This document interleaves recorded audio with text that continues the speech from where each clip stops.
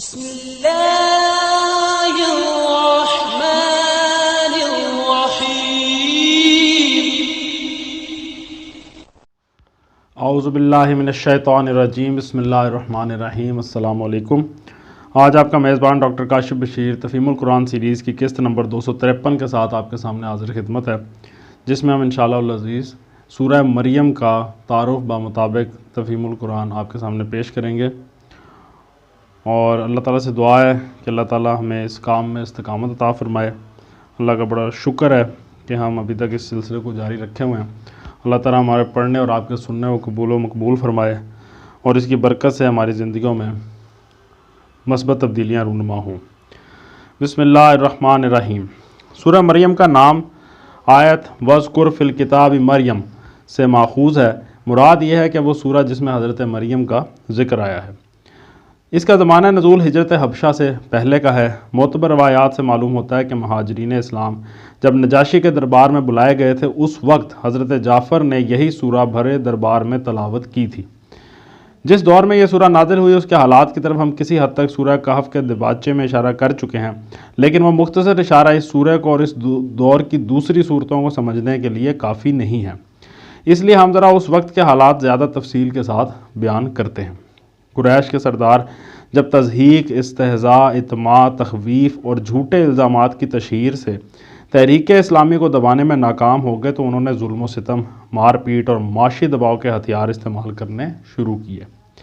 ہر قبیلے کے لوگوں نے اپنے اپنے قبیلے کے نو مسلموں کو تنگ پکڑا اور طرح طرح سے ستا کر، قید کر کے، بھوک پیاس کی تکلیفیں دے کر، حتیٰ کہ سخت جسمانی اذیتیں دے دے کر انہیں اسلام چھوڑنے پر مجبور کیا۔ اس سلسلے میں خصوصیت کے ساتھ غریب لوگ اور وہ غلام اور موالی جو قریش والوں کے تحت زیر دست کی حیثیت سے رہتے تھے، بری طرح پیسے گئے۔ مثلا حضرت بلال رضی اللہ تعالیٰ عنہ، حضرت عامر بن فحیرہ رضی اللہ تعالیٰ عنہ، ام ابیس رضی اللہ تعالیٰ عنہ، زنیرہ، عمار بن یاسر رضی اللہ تعالیٰ عنہ اور ان کے والدین وغیرہ۔ ان لوگوں کو مار مار کر ادمغا کر دیا جاتا، بھوکا پیاسا بند رکھا جاتا، مکے کی تپتی ہوئی ریت پر چلچلاتی دھوپ میں لٹا دیا جاتا اور سینے پر بھاری پتھر رکھ کر گھنٹوں تڑپایا جاتا۔ جو لوگ پیشہ ور تھے ان سے کام لیا جاتا اور اجرت ادا کرنے میں پریشان کیا جاتا۔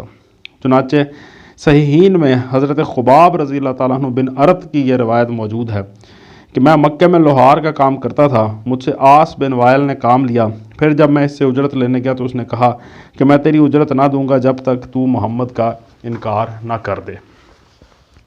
اسی طرح جو لوگ تجارت کرتے تھے ان کے کاروبار کو برباد کرنے کی کوششیں کی جاتی، اور جو معاشرے میں کچھ عزت کا مقام رکھتے تھے ان کو ہر طریقے سے ذلیل و رسوا کیا جاتا۔ اسی زمانے کا حال بیان کرتے ہوئے حضرت خباب کہتے ہیں کہ ایک روز نبی صلی اللہ علیہ وآلہ وسلم کعبے کے سائے میں تشریف فرما تھے۔ میں نے آپ کی خدمت میں حاضر ہو کر عرض کیا، یا رسول اللہ، اب تو ظلم کی حد ہو گئی ہے، آپ خدا سے دعا نہیں فرماتے؟ یہ سن کر آپ کا چہرہ مبارک تمتما اٹھا اور آپ نے فرمایا، تم سے پہلے جو اہل ایمان تھے ان پر اس سے زیادہ مظالم ہو چکے ہیں۔ ان کی ہڈیوں پر لوہے کی کنگھیاں گھیسی جاتی تھیں، ان کے سروں پر رکھ کر آرے چلائے جاتے تھے، پھر بھی وہ اپنے دین سے نہ پھرتے تھے۔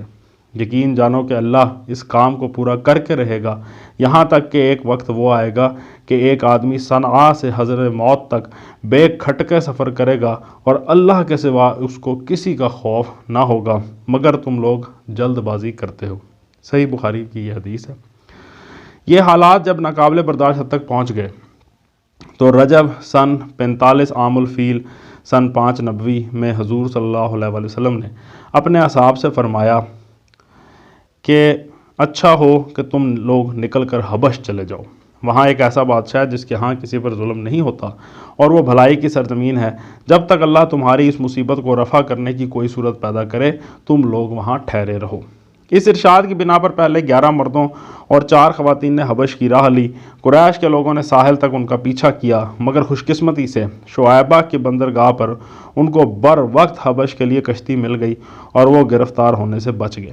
پھر چند مہینوں کے اندر مزید لوگوں نے ہجرت کی، یہاں تک کہ 83 مرد، 11 عورتیں اور 7 غیر قریشی مسلمان حبش میں جمع ہو گئے، اور مکے میں نبی پاک صلی اللہ علیہ وآلہ وسلم کے ساتھ صرف 40 آدمی رہ گئے۔ اس ہجرت سے مکے کے گھر گھر میں کوہرام مچ گیا، کیونکہ قریش کے بڑے اور چھوٹے خاندانوں میں سے کوئی ایسا نہ تھا جس کے چشم و چراغ ان مہاجرین میں شامل نہ ہوں۔ کسی کا بیٹا گیا تو کسی کا داماد، کسی کی بیٹی گئی تو کسی کا بھائی اور کسی کی بہن۔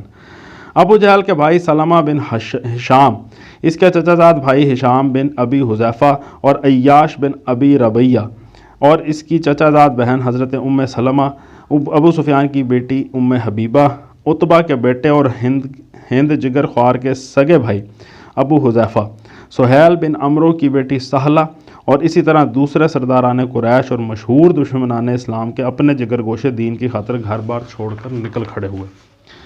اسی لیے کوئی گھر نہ تھا جو اس واقعے سے متاثر نہ ہوا۔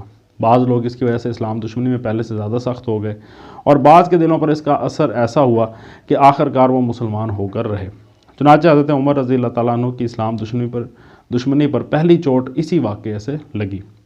ان کی ایک قریبی رشتہ دار لیلہ بنت حسمہ بیان کرتی ہیں کہ میں ہجرت کے لیے اپنا سامان باندھ رہی تھی اور میرے شوہر عامر بن ربیہ کسی کام سے باہر گئے ہوئے تھے۔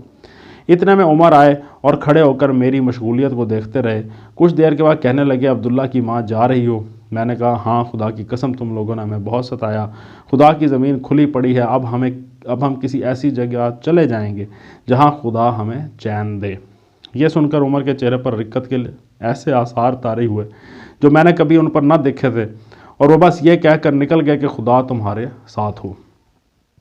ہجرت کے بعد قریش کے سردار سر جوڑ کر بیٹھے اور انہوں نے طے کیا کہ عبداللہ بن ابی ربیہ، ابو جہل کے ماں جائے بھائی، اور عمرو بن عاص کو بہت سے قیمتی تحائف کے ساتھ حبش بھیجا جائے، اور یہ لوگ کسی نہ کسی طرح نجاشی کو اس بات پر راضی کریں کہ وہ ان مہاجرین کو مکہ واپس بھیج دے۔ ام المومنین حضرت ام سلمہ رضی اللہ تعالیٰ عنہ نے، جو خود مہاجرین حبشہ میں شامل تھیں، یہ واقعہ بڑی تفصیل کے ساتھ بیان کیا ہے۔ وہ فرماتی ہیں کہ قریش کے یہ دونوں ماہر سیاست سفیر ہمارے تعاقب میں حبش پہنچے۔ پہلے انہوں نے نجاشی کے ایمان سلطنت میں خوب ہدیے تقسیم کر کے سب کو اس بات پر راضی کر لیا کہ وہ مہاجرین کو واپس کرنے کے لیے نجاشی پر بالاتفاق زور دیں گے۔ پھر نجاشی سے ملے اور اس کو بیش قیمت نذرانہ دینے کے بعد کہا کہ ہمارے شہر کے چند نادان لونڈے بھاگ کر آپ کے ہاں آ گئے ہیں، اور قوم کے اشراف نے ہمیں آپ کے پاس ان کی واپسی کی درخواست کرنے کے لیے بھیجا ہے۔ یہ لڑکے ہمارے دین سے نکل گئے اور آپ کے دین میں بھی داخل نہیں ہوئے، بلکہ انہوں نے ایک نرالا دین نکال لیا ہے۔ ان کا کلام ختم ہوتے ہی اہل دربار ہر طرف سے بولنے لگے کہ ایسے لوگوں کو ضرور واپس کر دینا چاہیے، ان کی قوم کے لوگ زیادہ جانتے ہیں کہ ان میں کیا عیب ہے، انہیں رکھنا ٹھیک نہیں ہے۔ مگر نجاشی نے بگڑ کر کہا کہ اس طرح تو میں انہیں حوالے نہیں کروں گا۔ جن لوگوں نے دوسرے ملک کو چھوڑ کر میرے ملک پر اعتماد کیا اور یہاں پناہ لینے کے لیے آئے، ان سے میں بے وفائی نہیں کر سکتا۔ پہلے میں انہیں بلا کر تحقیق کروں گا کہ یہ لوگ ان کے بارے میں جو کچھ کہتے ہیں اس کی حقیقت کیا ہے۔ چنانچہ نجاشی نے اصحاب رسول صلی اللہ علیہ وآلہ وسلم کو اپنے دربار میں بلا بھیجا۔ نجاشی کا پیغام پا کر سب مہاجرین جمع ہوئے اور انہوں نے باہم مشورہ کیا کہ بادشاہ کے سامنے کیا کہنا ہے۔ آخر سب نے بالاتفاق یہ فیصلہ کیا کہ نبی صلی اللہ علیہ وآلہ وسلم نے جو تعلیم ہمیں دی ہے، ہم تو وہی بے کم و کاست پیش کریں گے، خواہ نجاشی ہمیں رکھے یا نکال دے۔ دربار میں پہنچے تو چھوٹتے ہی نجاشی نے سوال کیا کہ یہ تم لوگوں نے کیا کیا، اپنی قوم کا دین بھی چھوڑا اور میرے دین میں بھی داخل نہ ہوئے، نہ دنیا کے دوسرے ادیان میں سے کسی کو اختیار کیا، آخر یہ تمہارا نیا دین ہے کیا؟ اس پر مہاجرین کی طرف سے جعفر علیہ السلام بن ابی طالب نے ایک برجستہ تقریر کی جس میں پہلے عرب جاہلیت کی دینی، اخلاقی اور معاشرتی خرابیوں کا بیان کیا۔ پھر نبی صلی اللہ علیہ وآلہ وسلم کی بعثت کا ذکر کر کے بتایا کہ آپ کیا تعلیمات پیش فرماتے ہیں۔ پھر ان مظالم کا ذکر کیا جو حضور صلی اللہ علیہ وآلہ وسلم کی پیروی اختیار کرنے والوں پر قریش کے لوگ ڈھا رہے تھے، اور اپنا کلام اس بات پر ختم کیا کہ دوسرے ملکوں کے بجائے ہم نے آپ کے ملک کا رخ اس امید پر کیا ہے کہ یہاں ہم پر ظلم نہ ہوگا۔ نجاشی نے یہ تقریر سن کر کہا کہ ذرا مجھے وہ کلام تو سناؤ جو تم کہتے ہو کہ خدا کی طرف سے تمہارے نبی پر اترا ہے۔ حضرت جعفر نے جواب میں سورہ مریم کا وہ ابتدائی حصہ سنایا جو حضرت یحییٰ اور حضرت عیسیٰ علیہ السلام سے متعلق ہے۔ نجاشی اس کو سنتا رہا اور روتا رہا، یہاں تک کہ اس کی داڑھی تر ہو گئی۔ جب حضرت جعفر رضی اللہ تعالیٰ عنہ نے تلاوت ختم کی تو اس نے کہا کہ یقیناً یہ کلام اور جو کچھ عیسیٰ علیہ السلام لائے تھے دونوں ایک ہی سرچشمے سے نکلے ہیں، خدا کی قسم میں تمہیں ان لوگوں کے حوالے نہ کروں گا۔ دوسرے روز عمرو بن العاص نے نجاشی سے کہا کہ ذرا ان لوگوں سے بلا کر یہ تو پوچھے کہ عیسیٰ بن مریم علیہ السلام کے بارے میں ان کا عقیدہ کیا ہے، یہ لوگ ان کے متعلق ایک بڑی بات کہتے ہیں۔ نجاشی نے پھر مہاجرین کو بلا بھیجا۔ مہاجرین کو پہلے سے عمرو کی چال کا علم ہو چکا تھا۔ انہوں نے جمع ہو کر پھر مشورہ کیا کہ اگر نجاشی نے عیسیٰ علیہ السلام کے بارے میں سوال کیا تو کیا جواب دو گے؟ موقع بڑا نازک تھا اور سب اس سے پریشان تھے، مگر پھر بھی اصحاب رسول اللہ صلی اللہ علیہ وآلہ وسلم نے اصحاب رسول اللہ نے یہی فیصلہ کیا کہ جو کچھ ہوتا ہے ہو جائے، ہم تو وہی بات کہیں گے جو اللہ نے فرمائی اور اللہ کے رسول نے سکھائی۔ چنانچہ جب یہ لوگ دربار میں گئے اور نجاشی نے عمرو بن العاص کا پیش کردہ سوال ان کے سامنے دہرایا تو جعفر بن ابی طالب نے اٹھ کر بلا تامل کہا کہ وہ اللہ کے بندے اور اس کے رسول ہیں اور اس کی طرف سے ایک روح اور ایک کلمہ ہے جسے اللہ نے کنواری مریم پر القا کیا۔ نجاشی نے سن کر ایک تنکا زمین سے اٹھایا اور کہا، خدا کی قسم جو کچھ تم نے کہا ہے عیسیٰ علیہ السلام اس تنکے کے برابر بھی زیادہ نہ تھے۔ اس کے بعد نجاشی نے قریش کے بھیجے ہوئے تمام ہدیے یہ کہہ کر واپس کر دیے کہ میں رشوت نہیں لیتا، اور مہاجرین سے کہا کہ تم بالکل اطمینان کے ساتھ رہو۔ اس تاریخی پس منظر کو نگاہ میں رکھ کر جب ہم اس سورہ کو دیکھتے ہیں تو اس میں اولین بات نمایاں ہو کر ہمارے سامنے یہ آتی ہے کہ اگرچہ مسلمان ایک مظلوم پناہ گزین گروہ کی حیثیت سے اپنا وطن چھوڑ کر دوسرے ملک میں جا رہے تھے، مگر اس حالت میں بھی اللہ تعالیٰ نے ان کو دین کے معاملے میں ذرہ برابر بھی مفاہمت یا مداہنت کرنے کی تعلیم نہ دی، بلکہ چلتے وقت زیادہ راہ کے طور پر یہ سورہ ان کے ساتھ کی تاکہ عیسائیوں کے ملک میں عیسیٰ علیہ السلام کی بالکل صحیح حیثیت سے پیش کریں اور ان کے ابن اللہ ہونے کا صاف صاف انکار کر دیں۔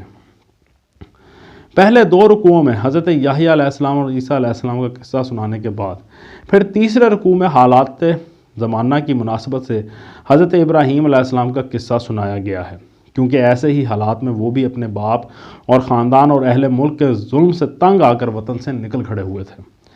اس سے ایک طرف کفار مکہ کو یہ سبق دیا گیا کہ آج ہجرت کرنے والے مسلمان ابراہیم علیہ السلام کی پوزیشن میں ہیں اور تم لوگ ان ظالموں کی پوزیشن میں ہو جنہوں نے تمہارے باپ اور پیشوا ابراہیم علیہ السلام کو گھر سے نکالا تھا۔ دوسری طرف مہاجرین کو یہ بشارت دی گئی ہے کہ جس طرح ابراہیم علیہ السلام وطن سے نکل کر تباہ نہ ہوئے بلکہ اور زیادہ سربلند ہو گئے، ایسا ہی انجام نیک تمہارا انتظار کر رہا ہے۔ اس کے بعد چوتھے رکوع میں دوسرے انبیاء کا ذکر کیا گیا، جس سے یہ بتانا مقصود ہے کہ تمام انبیاء علیہ السلام وہی دین لے کر آئے تھے جو محمد صلی اللہ علیہ وآلہ وسلم لائے ہیں، مگر انبیاء کے گزر جانے کے بعد ان کی امتیں بگڑتی رہی ہیں اور آج مختلف امتوں میں جو گمراہیاں پائی جا رہی ہیں یہ اسی بگاڑ کا نتیجہ ہیں۔ آخری 2 رکوعوں میں کفار مکہ کی گمراہیوں پر سخت تنقید کی گئی ہے اور کلام ختم کرتے ہوئے اہل ایمان کو مسئلہ سنایا گیا ہے کہ دشمنان حق کی ساری کوششوں کے باوجود بالآخر تم محبوب خلائق ہو کر رہو گے۔ صدق اللہ العلی العظیم۔ اللہ کا شکر ہے جی، آج ہم نے آپ کے سامنے سورہ مریم کا تعارف پیش کیا ہے۔ انشاءاللہ کل سے اس کا باقاعدہ آغاز کریں گے۔ اللہ تعالیٰ کا لاکھ لاکھ شکر ہے، اس کی تمام نعمتوں کا لاکھ لاکھ شکر ادا کرتے ہیں، خاص طور پہ جو اس نے ہمیں مسلمانوں کا گھر پیدا فرمایا اور ہمیں ایمان کی دولت سے مالا مال کیا، اس کا لاکھ لاکھ شکر ہے۔ اللہ سے دعا ہے کہ وہ اپنی خاص توفیق سے ہمیں نوازے اور ہم اس کے بتائے ہوئے سیدھے راستے پر چلنے والے بن جائیں۔ اسی دعا کے ساتھ آپ سے اجازت چاہیں گے۔ اپنا بہت خیال رکھیں۔ آپ لوگوں کا بہت بہت شکریہ۔ اللہ حافظ۔